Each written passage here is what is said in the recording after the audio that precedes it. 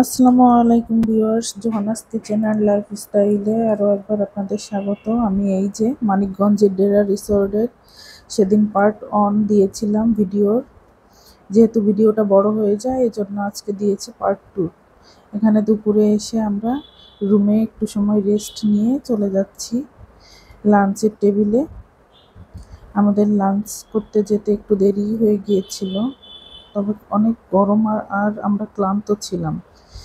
এখানে লাঞ্চে ছিল অন্থন, কয়েক রকম আচার, সাদা ভাত, পোলাও, fish curry, mutton curry, fish curry, beef curry আর সবজি, ডাল, চিকেন।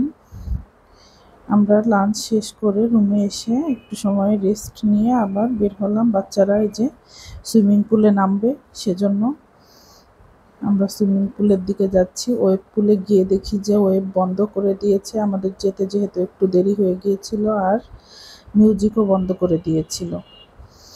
আর এই পাশে আছে জিম সেট আপ, এখানে পার আওয়ার 1000 টাকা করে। সুইমিং পুলে এসে বাচ্চারা এই পুলে একটু লাফালাফি করে, ঝাপাঝাপি করে, তারপরে ওই পাশে আর একটা ছোটো পুল আছে, সেখানে গিয়ে আর একটু সময় গোসল করে রুমে যেতে যেতে আমাদের প্রায় সন্ধ্যা লেগে গিয়েছিল। তারপরে আমরা রেডি হয়ে রাতে সবাই মিলে যে এখানে এসে পুলের পাড়ে একটু আড্ডা দিলাম, গল্প করলাম। আড্ডা গল্প শেষে যে ভাই সুন্দর গান করে, আমরা চলে গেলাম ডিনার টেবিলে। ডিনারে ছিল কয়েক রকমের আচার, স্যালাড, তারপরে ফ্রাইড রাইস, নান, পরোটা, তন্দুরি চিকেন, তারপরে চিকেন কাবাব, আর ছিল রাজমা। আর এই পাশে ছিল একটা ডেজার্ট আর ড্রিঙ্কস। যেহেতু আমরা ক্লান্ত ছিলাম, আমরা তাড়াতাড়ি ডিনারটা শেষ করেই রুমে চলে এসেছি। তারপর সকালবেলায় আমরা তাড়াতাড়ি ঘুম থেকে উঠে বাচ্চাদের রুমে রেখে আমরা দুজনে বের হলাম পুরাটা হেঁটে ঘুরে দেখার জন্য। যেহেতু জায়গাটা অনেক বড় এবং অনেক সুন্দর, সবুজে ঘেরা, এখানে সকালে ঘুরে দেখার কোনো বিকল্প নেই। কারণ সকালে একদম ঠান্ডা ঠান্ডা ওয়েদারে উঠে যদি হেঁটে ঘোরা যায় তাহলেই ভালো করে প্রপারলি ঘোরা সম্ভব। বাগি আছে এখানে ঘোরার জন্য, কিন্তু বাগিতে ঘোরা আর পায়ে হেঁটে এত সুন্দর প্রকৃতির মাঝে ঘোরাটা সম্পূর্ণ আলাদা বিষয়।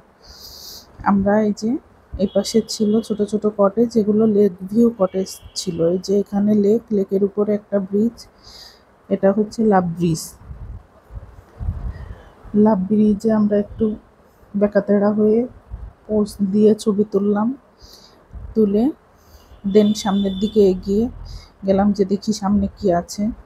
এখানে সামনে একটা বড় সুবিশাল মাঠ আছে, এটা মেবি গলফ মাঠ।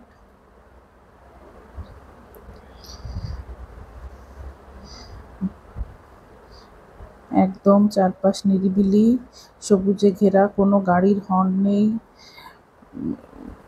কলকারখানার কোনো শব্দ নেই, একদম শান্তির পরিবেশ। এরকম একটা দিন বাহিরে গিয়ে এরকম জায়গায় থাকাই যায়। আমরা এই যে ঘুরে ঘুরে দেখছি পুরাটা। আর এই মাঠের চারপাশে সুন্দর করে রাস্তা এরকম করে দেয়া আছে। সকালে যারা মর্নিং ওয়াক করতে চায় বা যাদের অভ্যাস আছে, তারা এখানে এসে সুন্দর এই মাঠে কয়েকটা চক্কর দিলেই তাদের সকালের ওয়াকটা হয়ে যাবে। আর এই যে এটা হচ্ছে অ্যাডভেঞ্চার ক্যাম্প। যাদের জীবনে প্রচুর অ্যাডভেঞ্চার দরকার তারা এখানে এসে ক্যাম্পিং করতে পারেন। যদিও আমি আশেপাশে প্রচুর পোকামাকড় দেখেছি, আমার এখানে অ্যাডভেঞ্চারের কোনো দরকার নেই এরকম অ্যাডভেঞ্চার। আর এই যে এখানে তাঁবু আছে, তাঁবুতে রাত কাটাতে পারেন। চারপাশটা একদম নিরিবিলি। সকালবেলা যেহেতু কোনো মানুষজন তেমন ছিল না, আমরা বাহিরে এসে বেশ আমাদের মতো আরও কয়েকজন বের হয়েছে। যারা সকালবেলা ঘুম থেকে তাড়াতাড়ি উঠে বের হয়ে আমাদের মতো ঘুরেছে, তারাই একমাত্র এটা সুন্দরভাবে উপভোগ করতে পেরেছে। কারণ এরপরে তো রোদ্দুর উঠে যায়, গরম পড়ে যায়। আমরা এই যে চলে এসেছি ঝুলন্ত ব্রিজে। এখানে এসে রাঙামাটি বান্দরবানের ফিল পাবেন।